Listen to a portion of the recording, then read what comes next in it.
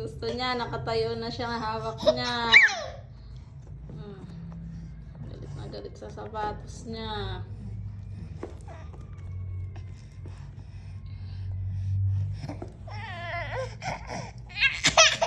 Paano ba kasi?